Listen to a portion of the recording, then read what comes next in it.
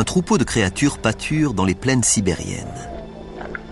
Ce ne sont pas des dinosaures. L'espèce n'apparaîtra pas avant une vingtaine de millions d'années. Mais ce sont de grands animaux. L'évolution a fait un gigantesque pas en avant et les petits lézards que nous avons aperçus plus tôt sont devenus des reptiles géants. Ceux-là sont des scutosaures, les parents éloignés des tortues.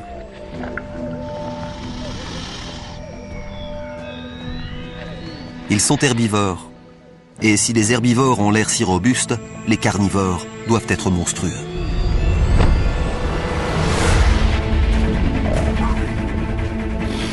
Un gorgonopside. Une machine à tuer préhistorique parfaitement conçue.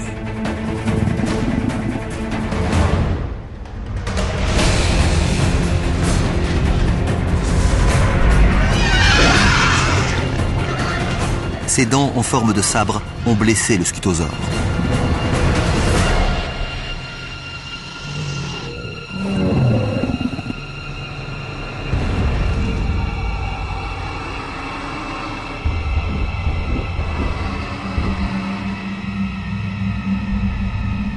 Le prédateur observe sa proie qui agonise.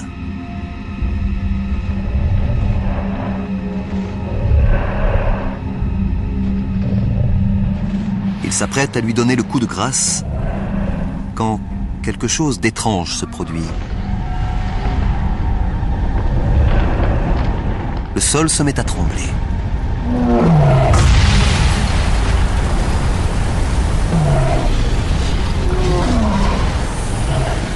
L'écorce terrestre semble soumise à une forte pression.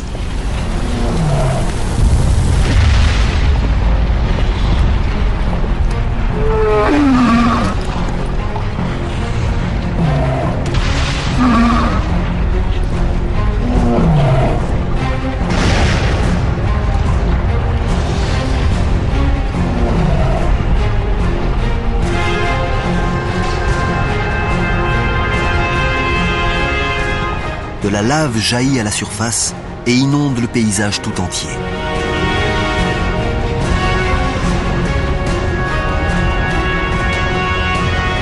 C'est un épanchement basaltique, la remontée d'un gigantesque fragment du manteau terrestre qui fait surgir la roche en fusion à travers les fissures de la croûte terrestre.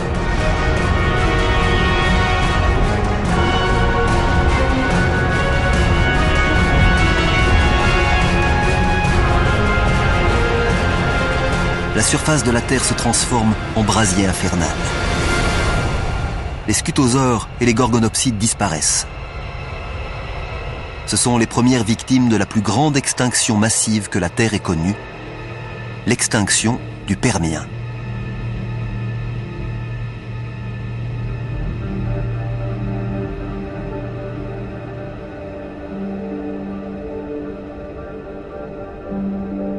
De l'autre côté du continent Gondwana, c'est comme si rien ne s'était passé.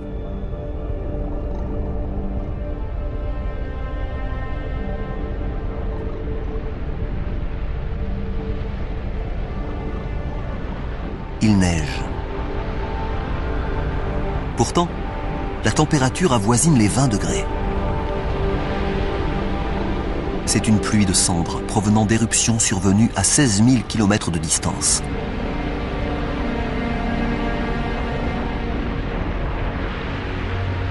Les cendres brûlent, asphyxient et tuent les animaux aux quatre coins du globe.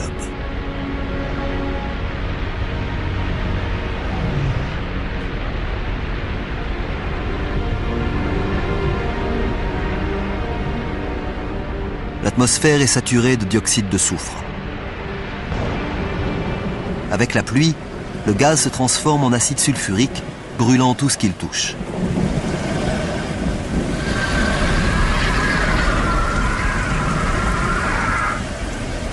Le phénomène qui paraissait localisé est en train de s'étendre à l'ensemble de la planète.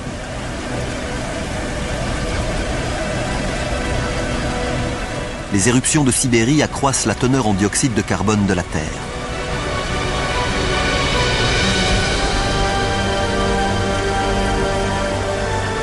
L'atmosphère se réchauffe, l'eau s'évapore et la végétation meurt.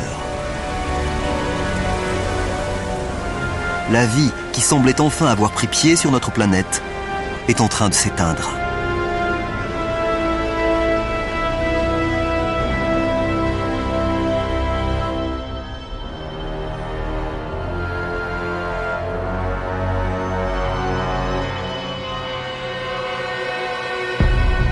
Il n'y a plus aucun signe de vie sur la terre ferme. Mais dans les océans, que se passe-t-il? La mer devient rose.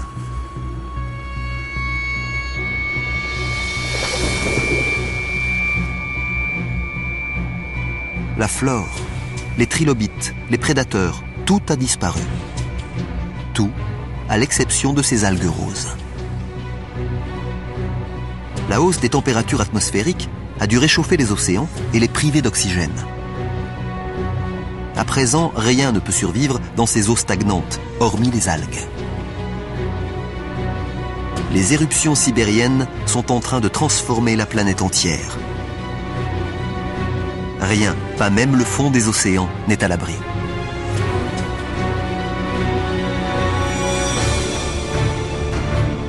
D'où viennent ces bulles ?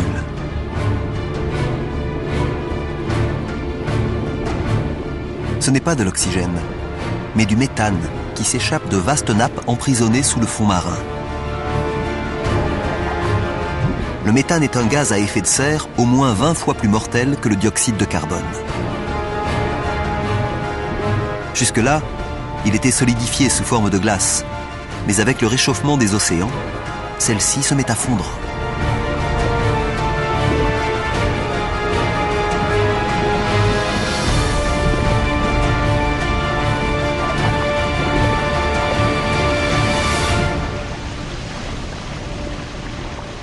Lorsqu'il est relâché dans l'atmosphère, ce gaz puissant accélère le réchauffement climatique.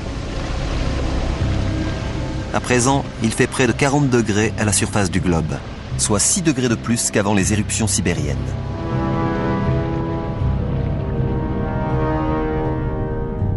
Cette fois, même les créatures qui ont réussi à survivre sont condamnées.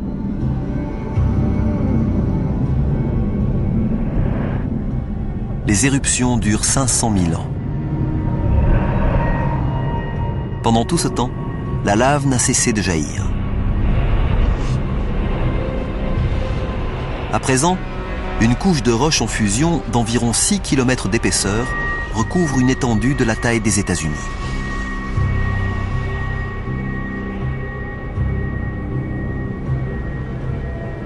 « 95% de la faune et de la flore sont décimées. Une poignée de créatures ont réussi à survivre enfouies sous terre. Elles se nourrissent de ce qu'elles trouvent.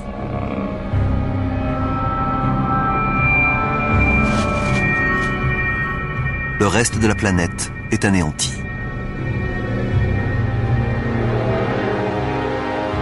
Il y a 250 millions d'années, nous sommes revenus à la case départ, sur une planète sans vie. Ou presque.